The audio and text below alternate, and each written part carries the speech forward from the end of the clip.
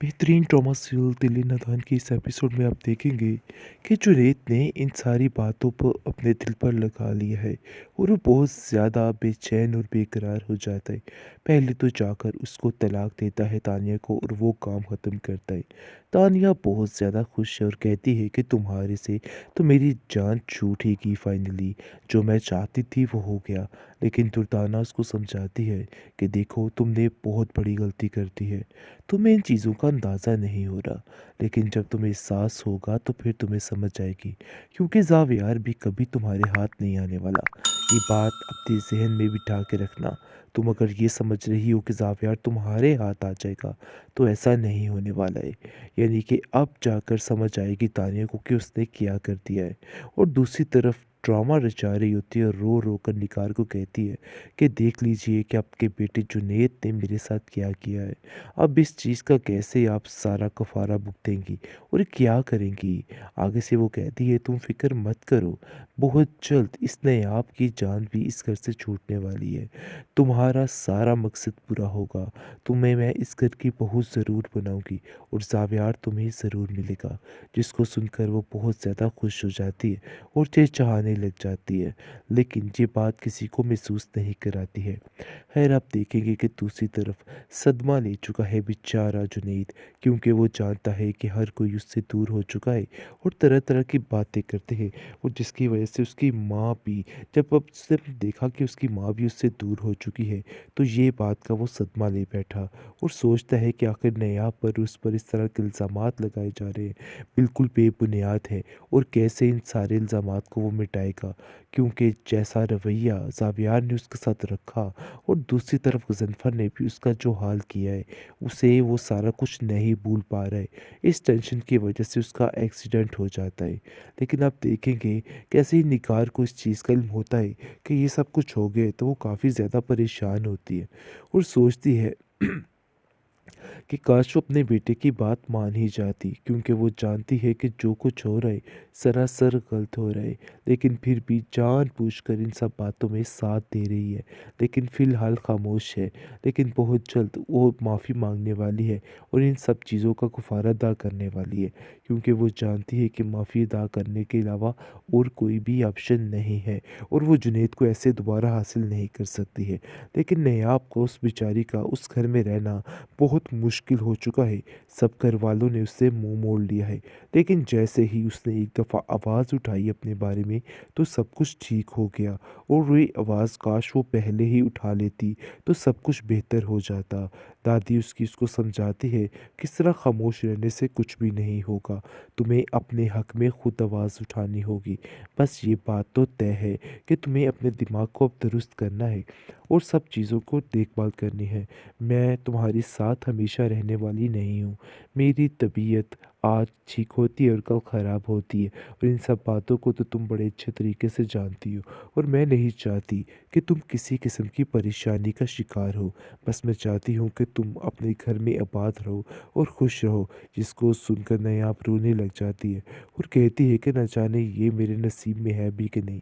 जो कुछ मेरे साथ हुआ है, क्या आपको लगता है कि दोबारा वो मुझे उस घर में रखेंगे? मुझे उस घर में वो लोग कभी भी नहीं आने देंगे। जिसको सुनकर दादी कहती है कि तुम हौसला मत हारो। एक दिन ज़ावियार खुद आएगा और तुमसे माफ़ी मांगकर तुम्हें इस घर से ले जाएगा। देख लेना, मेरा तुमसे वादा है, एक दिन ऐसा आएगा और ऐसा ही होगा। बेहतरीन ट्रॉमा सीरियल दिल नादान के इस एपिसोड में आप देखेंगे कि जुनैद ने इन सारी बातों को अपने दिल पर लगा लिया है और वो बहुत ज़्यादा बेचैन और बेकरार हो जाता है।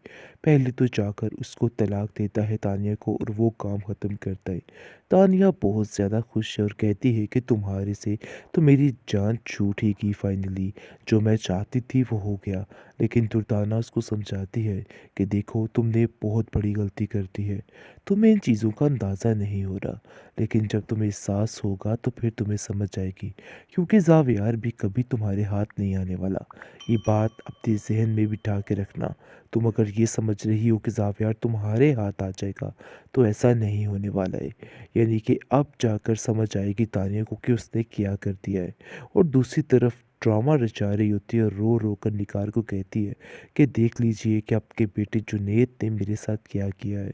अब इस चीज़ का कैसे आप सारा कफ़ारा भुगतेंगी और क्या करेंगी? आगे से वो कहती है तुम फ़िक्र मत करो, बहुत जल्द इस नयाब की जान भी इस घर से छूटने वाली है। तुम्हारा सारा मकसद पूरा होगा, तुम्हें मैं इस घर की बहू ज़रूर बनाऊँगी और ज़ावियार तुम्हें ज़रूर मिलेगा। जिसको सुनकर वो बहुत ज़्यादा खुश हो जाती है और चहचहाने लग जाती है, लेकिन ये बात किसी को महसूस नहीं कराती है। खैर आप देखेंगे कि दूसरी तरफ सदमा ले चुका है बेचारा जुनैद, क्योंकि वो जानता है कि हर कोई उससे दूर हो चुका है और तरह-तरह की बातें करते हैं और जिसकी वजह से उसकी माँ भी, जब अब उसने देखा कि उसकी माँ भी उससे दूर हो चुकी है, तो ये बात का वो सदमा ले बैठा और सोचता है कि आखिर नयाब पर उस पर इस तरह के इल्ज़ामात लगाए जा रहे हैं, बिल्कुल बेबुनियाद है और कैसे इन सारे इल्ज़ामात को वो मिटाएगा, क्योंकि जैसा रवैया ज़ावियार ने उसके साथ रखा और दूसरी तरफ गज़नफ़र ने भी उसका जो हाल किया है, उसे वो सारा कुछ नहीं भूल पा रहा है। इस टेंशन की वजह से उसका एक्सीडेंट हो जाता है। लेकिन आप देखेंगे कैसे ही निगार को इस चीज़ का इल्म होता है कि ये सब कुछ हो गया है, तो वो काफ़ी ज़्यादा परेशान होती है और सोचती है कि काश वो अपने बेटे की बात मान ही जाती, क्योंकि वो जानती है कि जो कुछ हो रहा है सरासर गलत हो रहा है, लेकिन फिर भी जानबूझकर इन सब बातों में साथ दे रही है, लेकिन फ़िलहाल खामोश है। लेकिन बहुत जल्द वो माफ़ी मांगने वाली है और इन सब चीज़ों का कफ़ारा अदा करने वाली है, क्योंकि वो जानती है कि माफ़ी अदा करने के अलावा और कोई भी ऑप्शन नहीं है और वो जुनैद को ऐसे दोबारा हासिल नहीं कर सकती है। लेकिन नयाब को उस बेचारी का उस घर में रहना बहुत मुश्किल हो चुका है। सब घरवालों ने उससे मुँह मोड़ लिया है। लेकिन जैसे ही उसने एक दफ़ा आवाज़ उठाई अपने बारे में, तो सब कुछ ठीक हो गया और वही आवाज़ काश वो पहले ही उठा लेती, तो सब कुछ बेहतर हो जाता। दादी उसको समझाती है, किस तरह खामोश रहने से कुछ भी नहीं होगा। तुम्हें अपने हक में खुद आवाज़ उठानी होगी। बस ये बात तो तय है कि तुम्हें अपने दिमाग को अब दुरुस्त करना है और सब चीज़ों को देखभाल करनी है। मैं तुम्हारे साथ हमेशा रहने वाली नहीं हूँ। मेरी तबीयत आज ठीक होती है और कल ख़राब होती है और इन सब बातों को तो तुम बड़े अच्छे तरीके से जानती हो और मैं नहीं चाहती कि तुम किसी किस्म की परेशानी का शिकार हो। बस मैं चाहती हूँ कि तुम अपने घर में आबाद रहो और खुश रहो। जिसको सुनकर नयाब रोने लग जाती है और कहती है कि न जाने ये मेरे नसीब में है भी कि नहीं।